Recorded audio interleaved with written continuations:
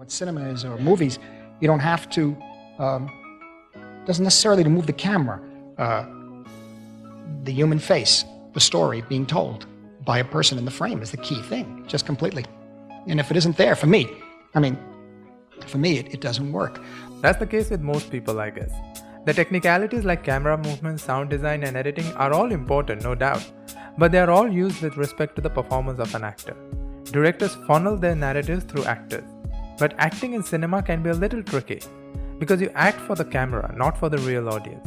But then she gave me some advice. She said, I'll just tell you something, don't act. You don't have to act, stop acting. Don't push it on camera, let the camera do the work. Most of the time, the general rule was just keep it simple. Do less. However, in Hindi mainstream cinema, doing more is considered as the right way of acting. And the popularity of this method has led to a lot of actors being hailed as great actors when they are at the most good, or average, or simply garbage. It's just another cheap match. Over the course of 100 years, the nature of film acting changed significantly. Acting in the 20s and the 30s and the beginning of the film business was about glamour. Acting during the war affected acting in films, and then it became about strength. And then in the anti-heroic period, it became about having the private moment in public. And then now we've arrived at another place where great acting is to be physically fit. Fitness is great acting in the movies today. However, certain characteristics remain constant throughout this period, first of which is believability. An actor can use a lot of crutches to oversell certain emotions, like freezing facial muscles to sell the act of crying, or flaring nostrils to show anger. These are the moments when actors want you to believe what they are doing. But great actors make you believe in the emotions they portray. They do that by putting a lot of effort into building the character by way of fusing their own personality into the personality of the character. Because ultimately, the primary objective is to recreate private moments in public. Would you recreate private behavior in front of a crew of 100 people? I mean, really recreate it. Really lose your mind. Really break your heart. Really do this. Make it happen in front of us. But being believable is not enough. The next important thing is being unpredictable. Audiences are smart when it comes to predicting characters' action. Even if an actor builds the character, the chances of her becoming predictable are quite high. These are the moments when audience say that the acting was flat. What they really mean is that the actor failed to surprise them. Great actors build a great sense of mystery around them. So even when you know and understand the character, you never get an idea how they are going to react to certain situations. You talking to me? Throughout The Godfather Part 1 and 2, Michael never acts out any violence himself. Therefore, this moment comes across as a great surprise. Similar moment is when an introverted and seemingly innocent Hannah emphatically justifies her action of letting people die. We couldn't just let them escape. We couldn't. We were responsible for them. Of course, this all stems from great writing. But it is up to an actor to elevate written words into something that is quite palpable.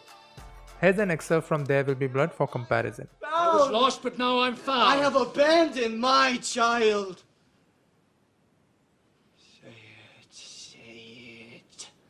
Abandoned my child. Say it louder. Say it louder. I've abandoned my child! I've abandoned my child! I've abandoned my boy! Performances of this caliber can happen only when an actor allows herself to be affected by the material from inside out, when she allows herself to be vulnerable in front of the camera. Bad actors guard themselves with an aura of invincibility. They either hide behind the stardom or the baggage of their previous success, or sell their eccentricities in the name of acting. It always keeps them as a distant performer, whereas great actors will always share parts of themselves they keep hidden from the world. With each new character, they put a different version of themselves in that character. It can be ugly, it can be mean, lonely, scared, sorrowful, or devastating. None of these great moments occur on their own. Great acting is a teamwork.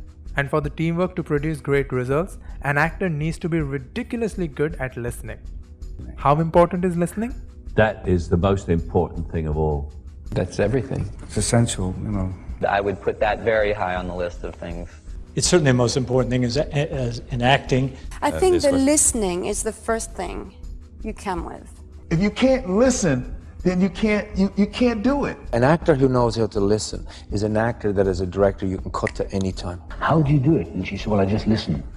And you listen. Once you listen, it's like a tennis game. To me, listening is being able to be changed by the other person. It's not hearing them, it's not waiting for your cue, it's not when are they going to stop so I can talk. It's letting them in. Listening is important because at the heart of hearts, great acting is great reacting. And to react with right expressions and natural timing, you need to listen. I mean really listen. And when it's done properly, you get moments like these. कहाँ खर्चा किया तुमने उसे? तुम्हारा business तो ठप पड़ा हुआ है। अन्नू को क्या दिया तुमने? बकवास बंद करो एकदम। बकवास बंद। पकड़ इसको। पकड़ इसको। पागल हो गया? ऐसी घर पे बैठ के मनगढ़ंत ऊटपटांग कहानियां बना देती है। This in fact is a perfect scene to understand the difference between great acting and soulless acting.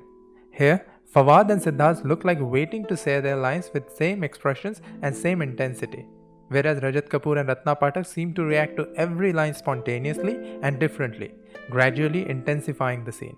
They are not just saying dialogues, they are actually having a verbal fight and they mean every single word. But delivering dialogue is just one of the many things an actor has to do. In fact, for average actors, saying dialogue in a stylistic manner is a job well done.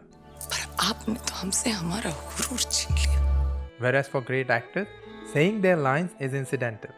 The real deal is the way they use their entire body. Now there's a misconception that has grown over the years where extreme physical transformation has become a parameter for great acting. Gaining or losing weight or adopting different accents are all important, no doubt. But ultimately, they are external factors. Sometimes they are minute details and sometimes an ornament. The secret lies in how actors use their entire body to build their performance. How do they move within a frame or with respect to the camera? How do they vary the timbre of their voice for different characters? These decisions add a great deal of depth to their performance.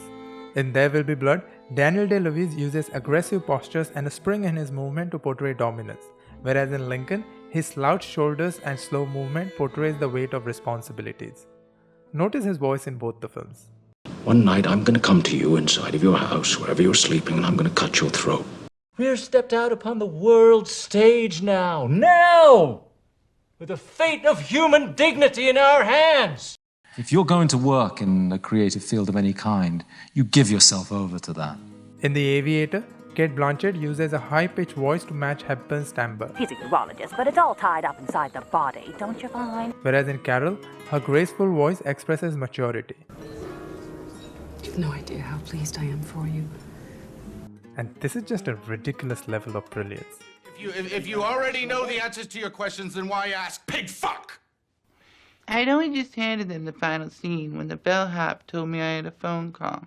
Now consider all these parameters: believability, unpredictability, vulnerability, ability to listen and react, and the use of body. Now can you apply all of them in the same scene? Sir, आपसे कुछ पूछना चाहता हूँ. Of course you can. In this scene, Sheikh wants to invite Fernandez to his wedding as his guardian. But he hesitates as their relationship hasn't even reached a level of friendship. So he sets up entire context before reaching the point. It is believable because that's the way people approach conversation with power hierarchy. In addition, Sheikh's serious approach to the conversation contrasts his over-enthusiastic personality portrayed in the film till this point, which is quite surprising. His vulnerability is also at display as he indirectly talks about his loneliness, which is accentuated by the way he continuously looks down in his plate. And all this while, Fernandez listens to him carefully, gets affected by his words, and accepts the invitation. Now that is great acting. Another important criterion to define a great actor was noted by Stella Adler. To paraphrase her, the greatest talent of an actor lies in her choices. That, I think, stands above everything. Every single acting technique and its implementation depends on the choice an actor makes.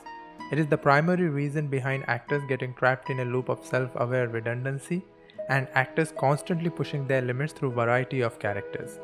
It is the difference between actors continuously playing it safe by selecting characters with moral high ground and actors who continuously play risky characters dealing in moral grey areas. Talent for making right choices, daring and risky choices is what helps an actor build not just a great filmography but a legacy through their movies. You sure of that? I'm sure of that. Guaranteed. So the next time you watch an actor perform, don't accept anything that is not believable and truthful. Because the primary job of an actor is to hold the mirror up to society. In that process, if they entertain you, that's fine. If it earns them a lot of money, that's fine.